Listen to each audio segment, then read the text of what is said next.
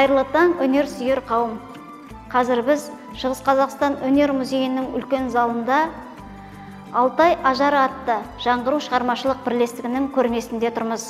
Көрмемен мен Шығыс Қазақстан өнер музейінің көрме секторының маманы Каши сыйлық таныстыратын боламын.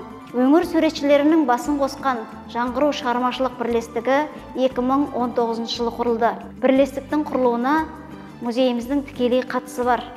2019 жылы Қазақстанның жастар жылына орай арт жастар көрмесі ұйымдастырылды. Бірлестіктің авторларының барлығы дерлік осы көрменің қатысушылары болды. Жаңғыру шығармашылық бірлестігінің бастамашысы әрі жетекшісі Нұрсатықов Құдаш Дәулетханұлы. Гүлнар Бекбердинова, Ержан Тұрғанбаев сынды білікті қылғалам шеберлері ұжымның белді мүшелері. Осы бірлестіктің алғашқы көрмесі көзімнің қарасы деп аталып, 2020 жылдың наурыз айында музейімізде Абай Құнанбаевтың 175 жылдығына орай өткізілген болатын. 2021 жылы Алаш асылдары графикалық портретінің конкурстық көрмесінде де жаңғыру жұмыстары өз ерекшелігімен есте қалды. Алтай ажары көрмесі пейзаж жанрына арналған.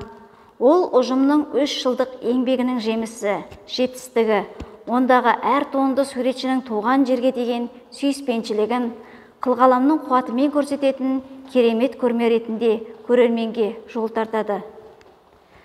Суретшілердің әрқайсысы қылғаламның киесін қастер тұтып, сол арқылы өрелі өнерде өз өлкесінің өрнегін айшықтаған патриоттар. Шығыс Қазақстанның тарихы мен табиғаты олардың кескіндемелік және графикалық жұмыстарында жандана түседі. Суретшілер кәсіби өсудің негізі пленерде этюд жұмыс екенін түсінеді. Жалпы пленер 19 ғасырдың басында Англияда пайда болды.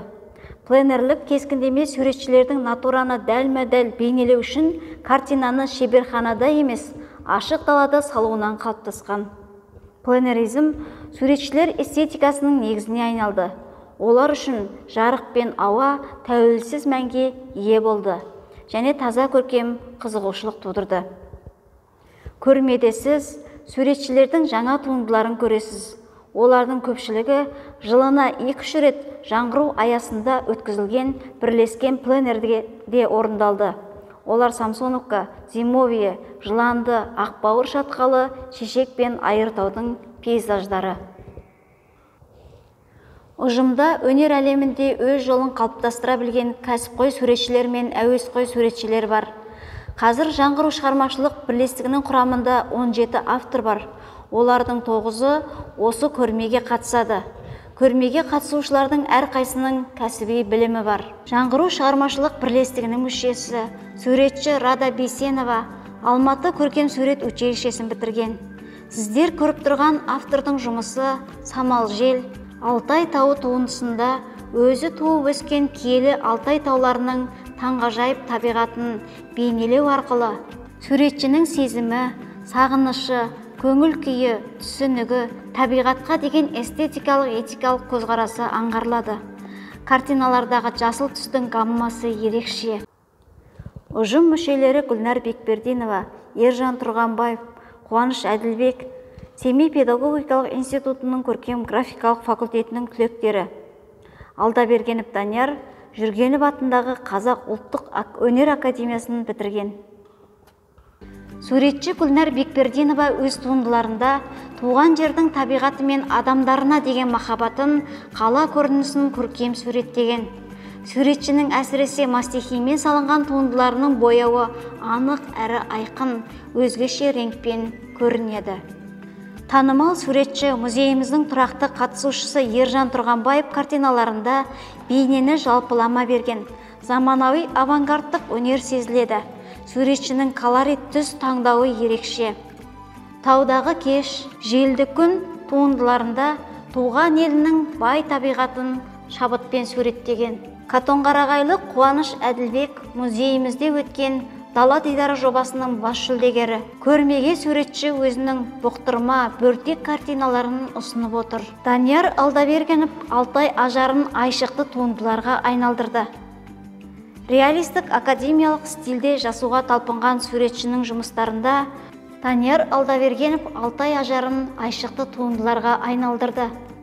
Суретші реалистік академиялық стилде жазуға талпынады. Ол күрделі жасыл түспен жұмыс істеген. Әділет Ниязбеков пен Есбол Нұрсадықов сәулетші мамандығы бойынша білім алған. Есбол өзінің бұқтырма жағалауы туындысын көрмеге ұсынды. Әділеттің үлкен панорамадағы Өскемен пейзажы жоғарыдан бейнеленген. Жаңбырлы маусым деп аталатын туындының түс гаммасы күңгірт. Суретші Мәди Хайырхан Шәкәрім атындағы мемлекеттік университетте бейнелеу өнерін тәмамдаған.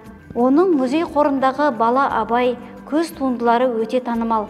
Ол өзін пейзаж суретшісі ретінде көрсететін күз жұмысын классикалық стильде орындаған. Кәсіби суретші Қуанған Жақайып көп жылдары Марқакөлдегі мәдениет үйінде жұмыс істеді. Суретшінің жұмыстары наив стилінде жазылған. Ол өнер түрі қазіргі таңда өте танымал. Суретшілер бірге жұмыс істей отырып міндетті түрде пленердің қорытындыларын талқылайды. Байқауларға, ұжымдық көрмелерге қатысады.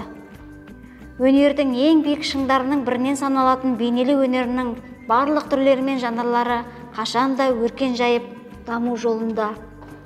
Өңірлік қылғалам шеберлерінің шығармалары керемет сурет галереяларынан орын алып, халқының рухани қажеттілігіне айнала берсін деген тілекпен экскурсиямызды аяқтаймыз. Тыңдағандарыңызға рахмет. Экспозиция 5 тамыздан 11 қыркүйекке дейін ашық. Келіңіздер, көріңіздер.